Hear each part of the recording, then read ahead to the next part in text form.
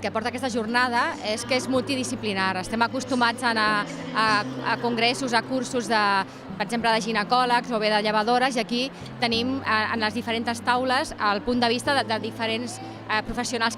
Sempre convidem a professionals dels hospitals de referència perquè vegin com estem treballant, i així que siguin més conscients i que coneguin més la forma de treballar dels ASIRS.